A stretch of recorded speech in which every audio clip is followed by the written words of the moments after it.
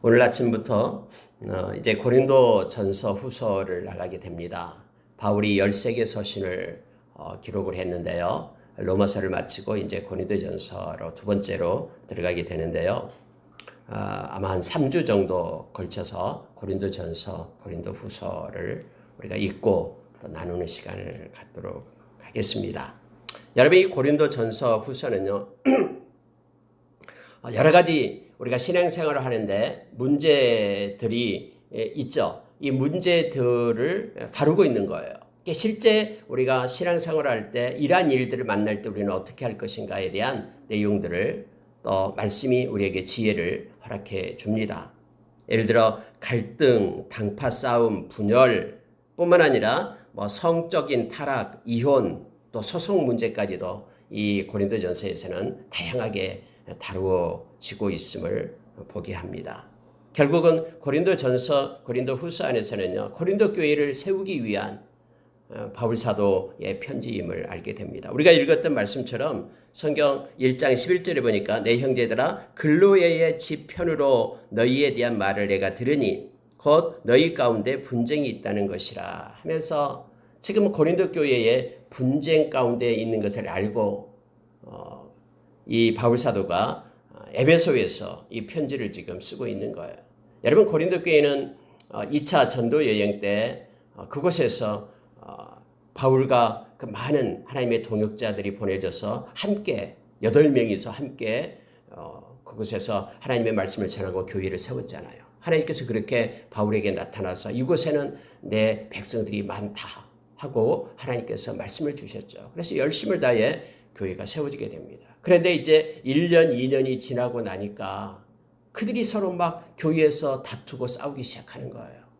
네 판이 내 판이 개바판이 아볼로판이 바울판이 하면서 막 교회 내에서 막 그런 분쟁이 일어나기 시작해요. 뿐만 아니라 여러분, 고린도 교회에서 오늘 말씀을 보니까요, 성령의 은사들을 많이 가지고 있었어요, 그들이. 그래서 막 서로 이 은사를 가지고 또 네 것이 옳으니 내 것이 옳으니 크니 정리하면서 말해요.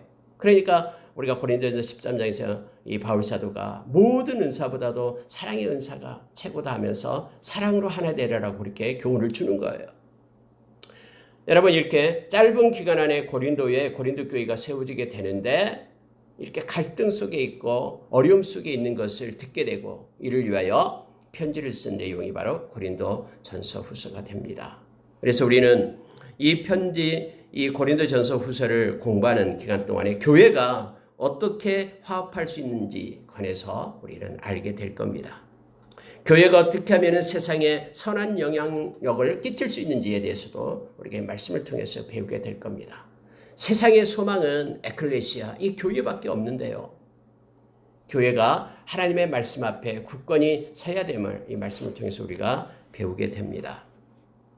실제적으로 이렇게 걱정스러운 보고를 받은 그런 바울은 특히 분쟁과 분열이 가장 위험하다라고 생각을 합니다. 그래서 가장 먼저 교회가 분열되고 분쟁되는 것에 대해서 지금 다루고 있는 거예요.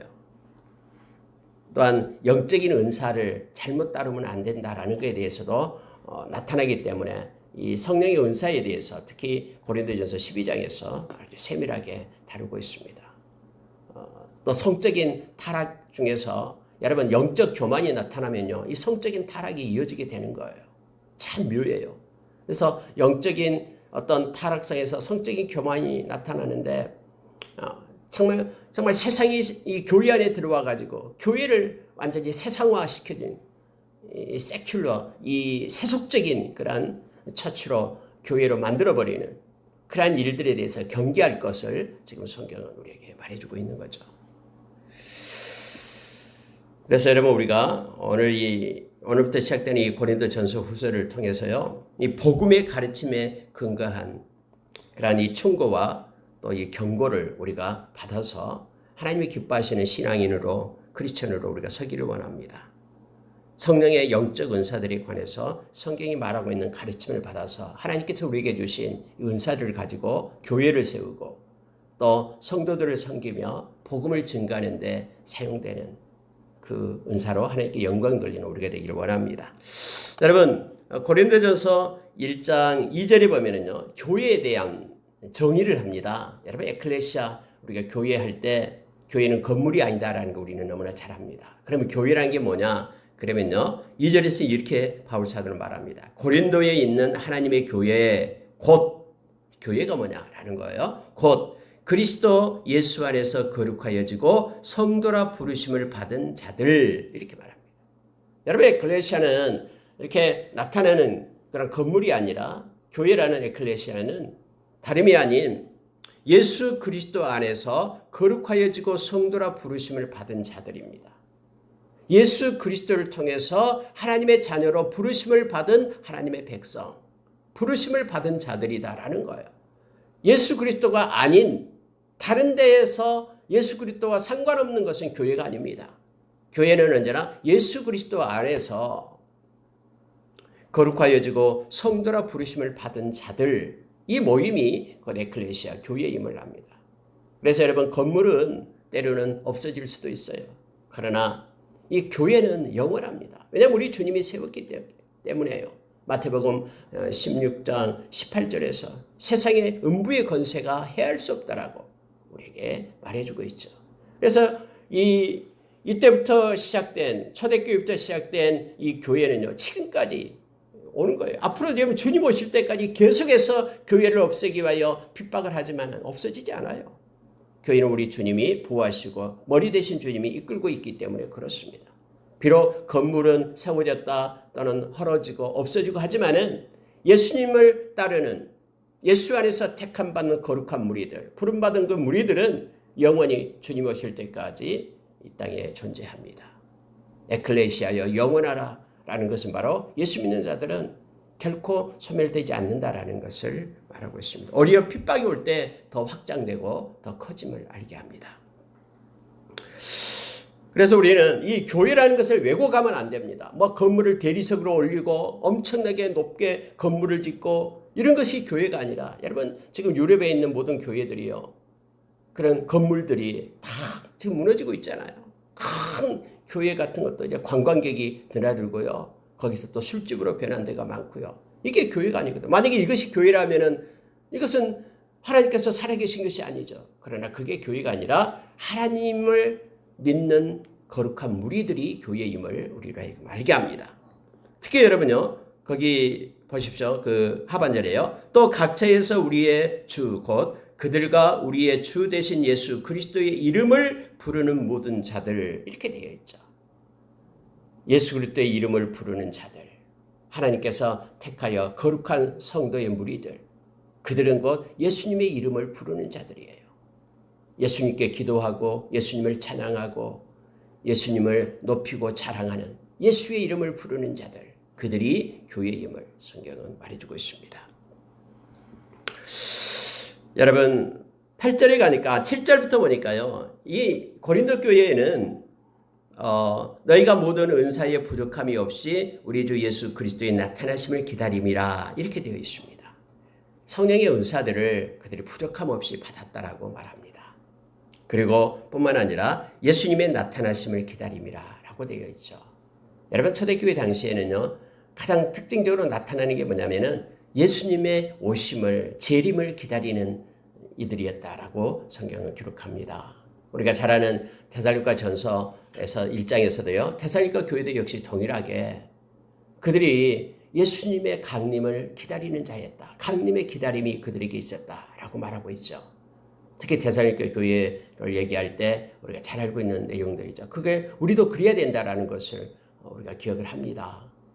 예를 들어 믿음의 역사, 즉 살아있는 믿음을 가지고 사랑의 수고, 사랑한다 그러면 반드시 희생하고 수고를 해야 되고 소망의 인내, 소망을 가지고 있으면 어려운 환난도 인내하며 참아야 되고요. 그다음에 말씀의 능력, 말씀을 가지고 있으면 그 말씀이 우리의 머릿속에만 있는 것이 아니라 삶 가운데 행함으로 인하여 능력을 가져야 되고 성령의 기쁨, 성령을 충만한 사람들, 성령을 가졌다는 사람들은 늘 울상으로 사는 것이 아니라 기쁨을 가지고 성령께서 이끄신 대로 살아야 되고요. 또한 예수님의 강림의 기다림, 주님의 오심을 사모하면서 기다려야 된다고 말합니다. 그런데 여기서도 역시 고린도 교회도 동일하게 예수 그리스도의 나타나심을 기다림이라 라고 말합니다. 오늘날 모든 교회가 신부되는 교회가 신랑 되신 예수 그리스도를 맞이하기 위하여 당연히 기다린 건 당연하죠. 그래서 교회는 신부라고 얘기하고 예수님은 신랑이라고 얘기하죠. 오늘날 교회가 잘못되어서 이 세상의 여러 가지 부와 또 세상을 향하여 달려가는 것이 너무나 많습니다. 그러나 교회는 신부되기 때문에 신랑 되신 예수님의 오심을 기다려야 된다라고 성경은 말해주고 있는 것입니다. 주께서 너희를 우리 주 예수 그리스도의 날에 책망할 것이 없는 자로 끝까지 경고하게 하시리라. 우리 주님의 날, 주님이 오신 그날 책망함이 없는 자로 끝까지 경고하게 주님께서 세워주실 것이다라고 소망을 말하고 있습니다. 자, 9절에 한번 보십시오. 너희를 불러 그의 아들 예수 그리스도 우리 주와 더불어 교제하게 하시는 하나님은 미쁘시도다. 너희를 불러서 예수님과 서로 코이노니아 교제케 한다라는 거예요.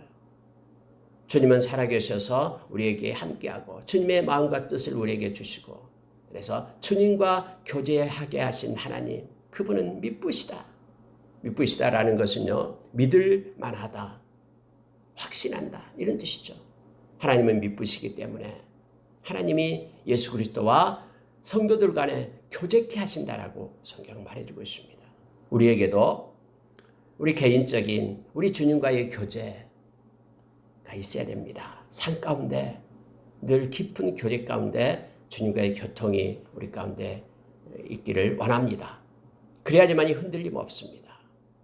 주님과 기도로 말씀으로 교통하는 저와 여러분 되기를 원합니다. 여러분, 먼저 이제 바울사도가 고린도 교회에 권면하는 것이 바로 분쟁입니다. 방금 읽었던 말씀 11절에요. 내 형제들아 글로야의 지편으로 너희에 대한 말이 내게 들리니 곧 너희 가운데 분쟁이 있다는 것이라.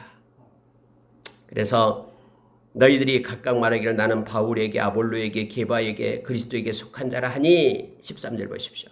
그리스도가 어찌 나누었느냐? 바울이 너희를 위하여 십자가에 못 박혔으며 바울의 이름으로 너희가 세례를 받았느냐?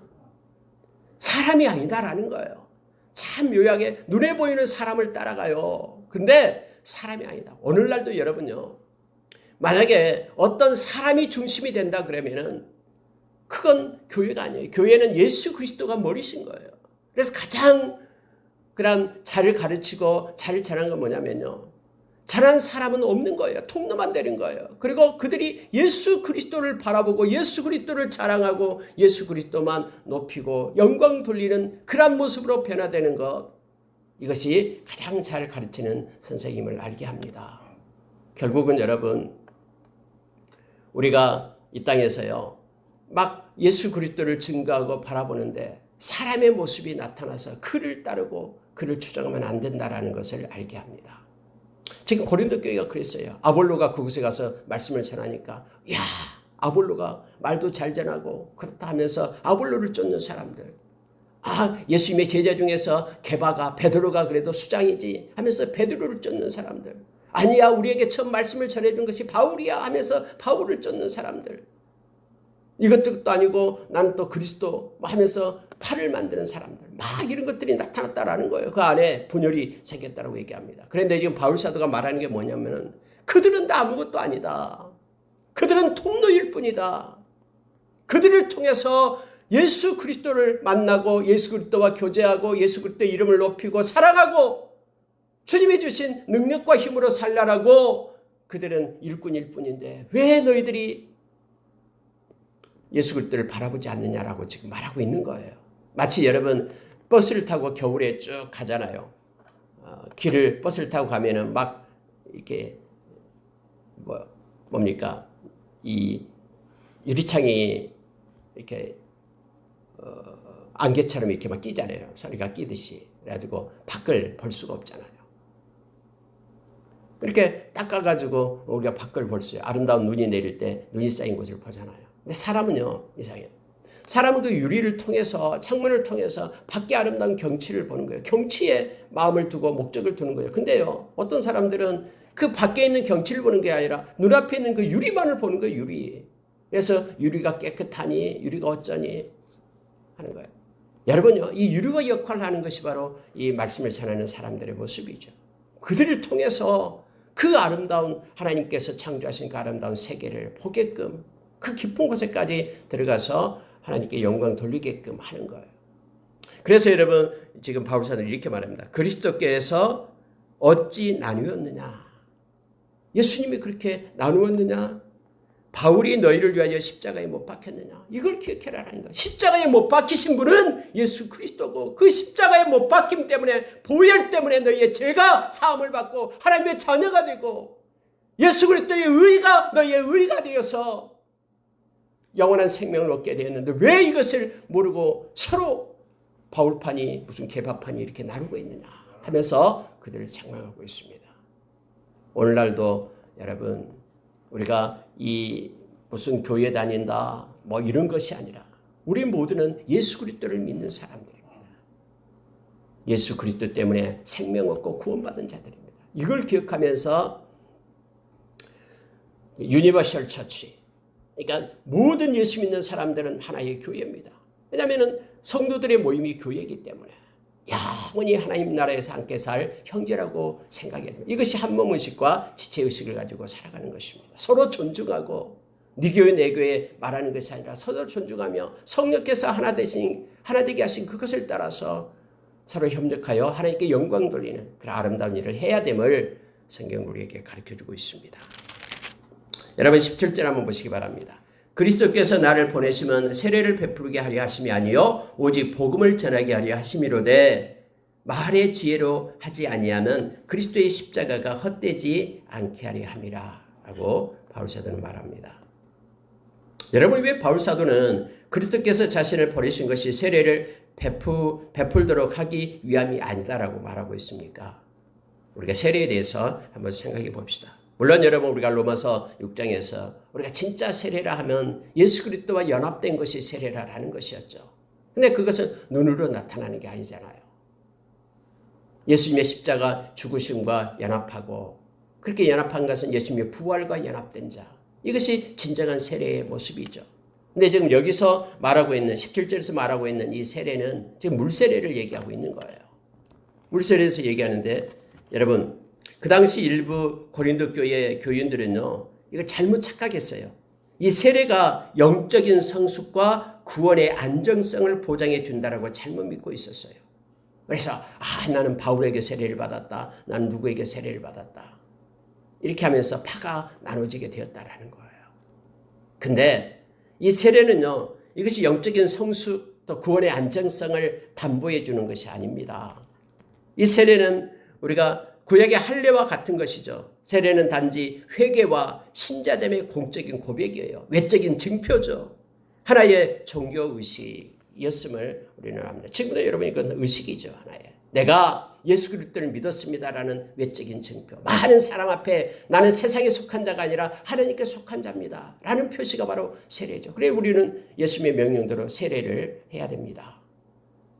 그런데 중요한 것은요, 우리를 살리는 내적인 것은 뭐가 돼야 되냐면 복음이 돼야 된다는 거예요.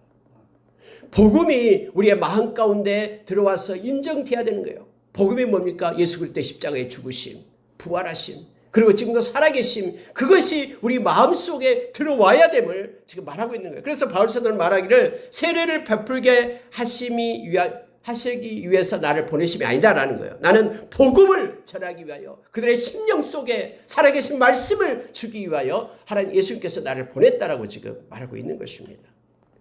복음을 마음속에 영접하는 참된 믿음이 필요합니다. 바울은 이 복음을 전하도록 보냄을 받은 자라고 분명하게 그가 지금 말하고 있는 거예요. 우리가 예수를 믿는다라는 외적인 그런 증표, 세례 필요합니다. 근데 이 외적인, 근데 그것 가지고요, 세례받았다고 구원받은 거 아니에요.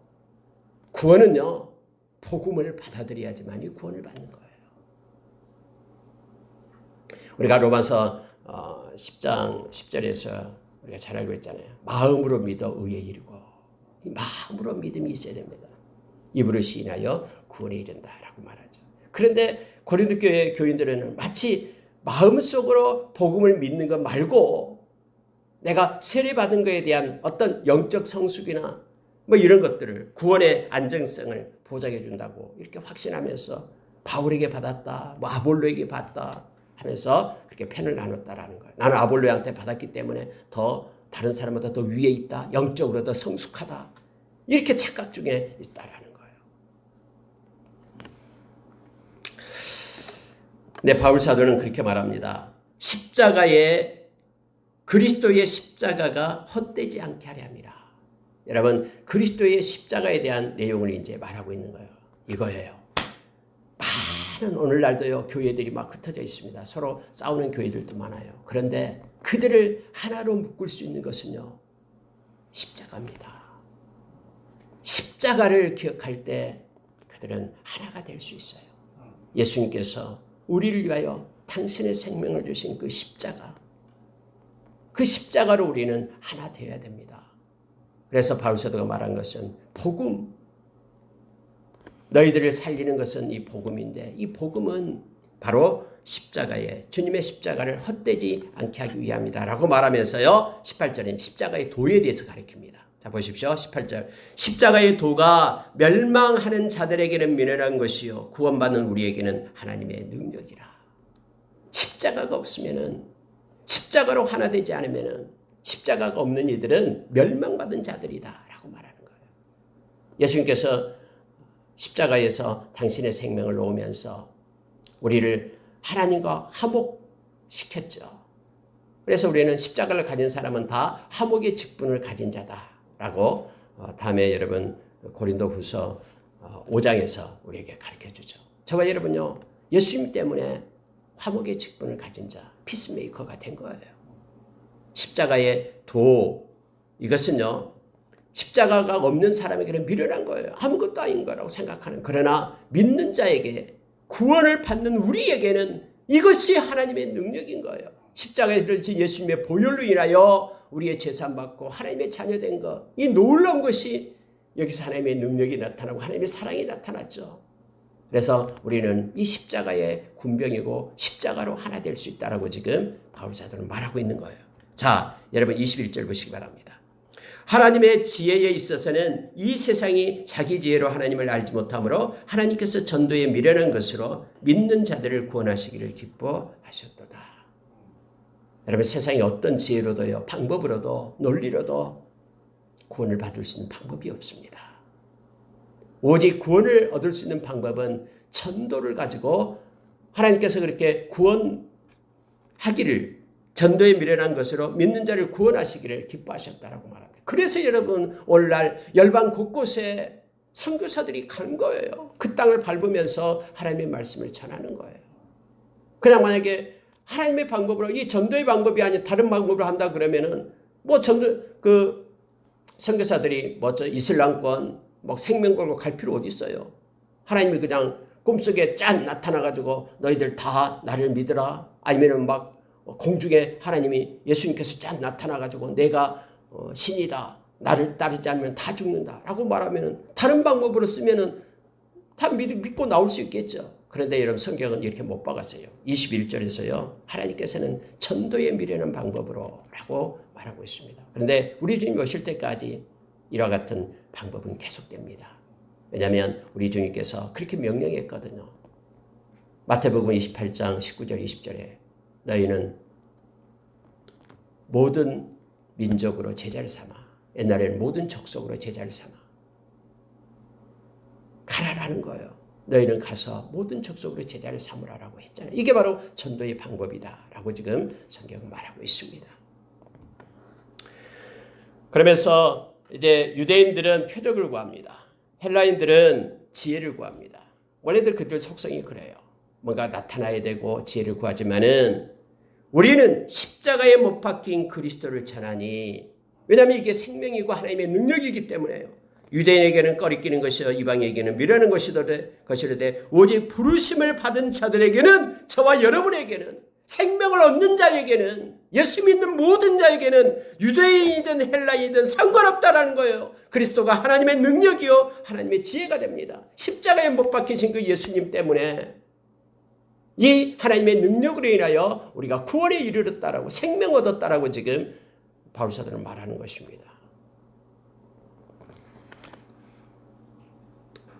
여러분, 30절 제가 자주 말씀을 드립니다.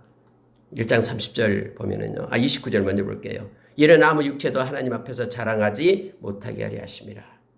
하나님께서는 당신의 백성을 부르시는데요, 세상의 기준에 의해서 부르지 않는다라는 거예요. 세상의 기준이 아니라 하나님께서는 하나님의 방법으로 부르십니다. 미련한 것들을 택하고 약한 것들을 택하고 천하고 멸시받고 없는 것들을 택하지만은 하나님은 그들을 통해서 하나님께서 하나님의 능력으로 세우신다라고 말합니다. 왜 이렇게 하냐 그러면은 사람의 방법과 자기의 지혜와 지식으로 구원을 얻었다라고 말하지 않게 하기 위하여 오직 하나님의 은혜로 구원을 주신 거다라는 것을 알리기 위하여, 그래서 사람에게는 구원에 있어서는 아무것도 자랑할 것이 없도록 행한다라고 지금 말합니다.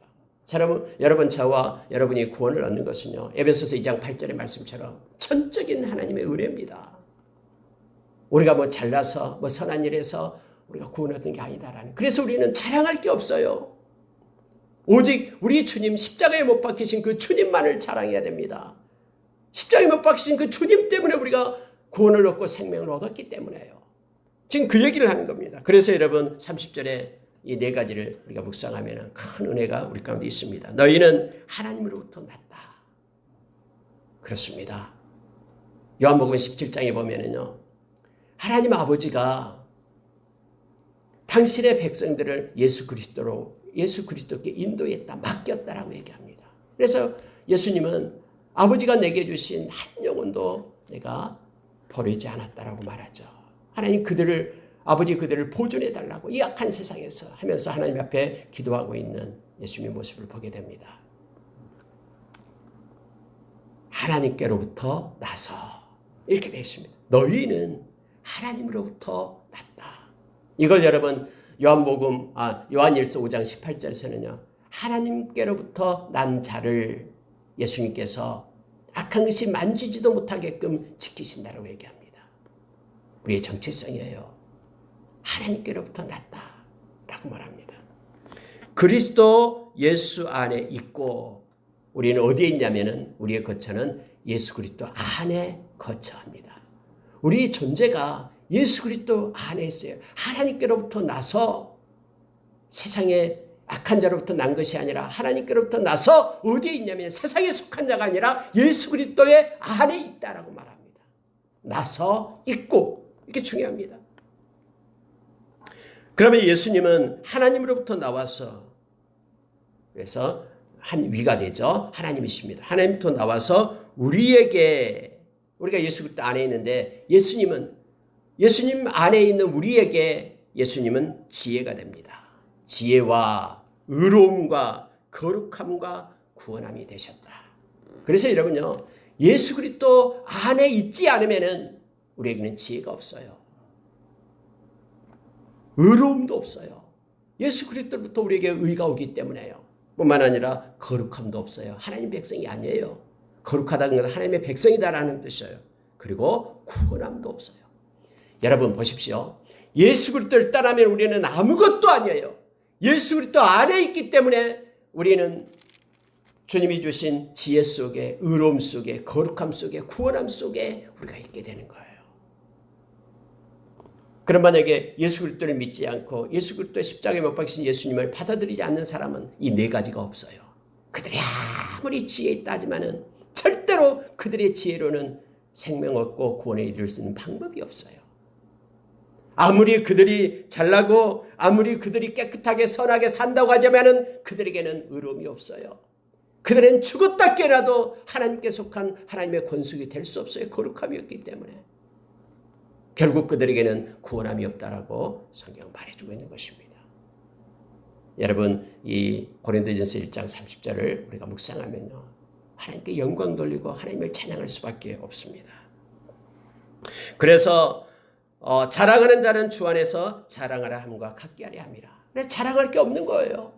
예수님만이 우리에게 이렇게 지혜와 의로움과 거룩함과 구원함을 주시기 때문에 예수님만이 영광받고 예수님만을 자랑하는 거예요.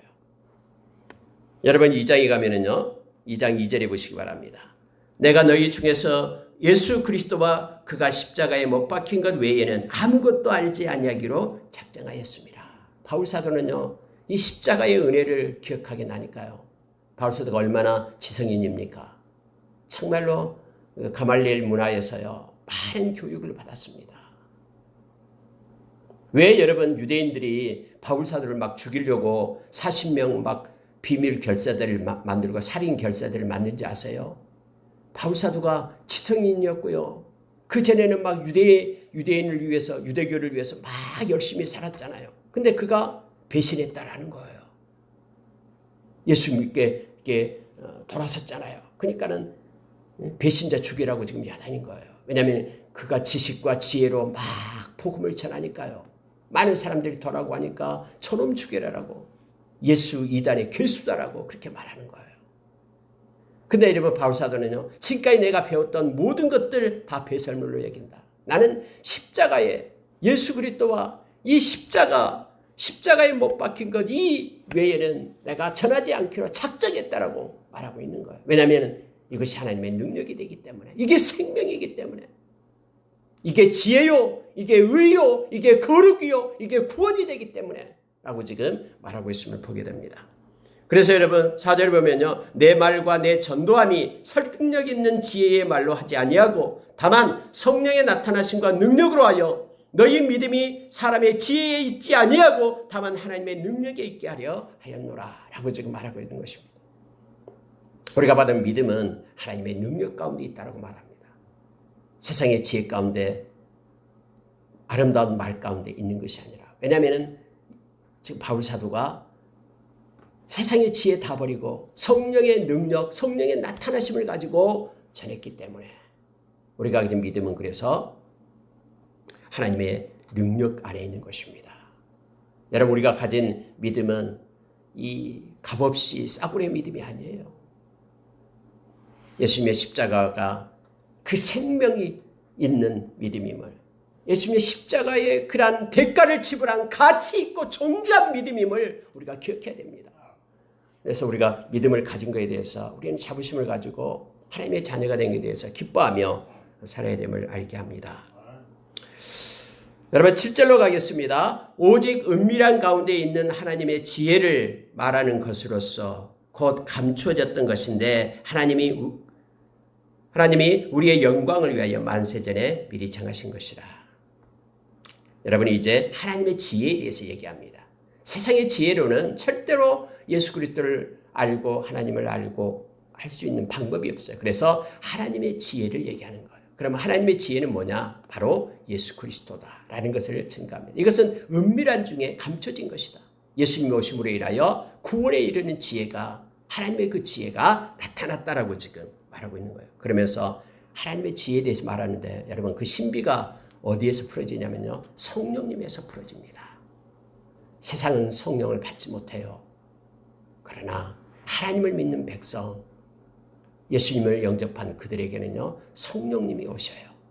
예수 그리스도의 영, 하나님의 영이신 성령님이 오셔서 함께 하는데 이 하나님의 지혜가 바로 이 성령님께 있음을 우리에게 가르쳐줘요.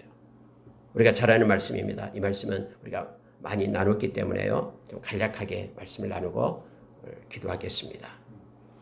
여러분, 이 이제 성경 말씀이 한 1년 6개월 정도 창세기부터 계시록까지 쭉 연결이 됩니다. 그러면은 이 말씀이 지나가면 또 1년 6개월을 또 기다려야 되잖아요. 그러다 보니까 제가 좀 자세히 말씀 속에 안 빠뜨리고 좀 말씀을 전하려고 합니다.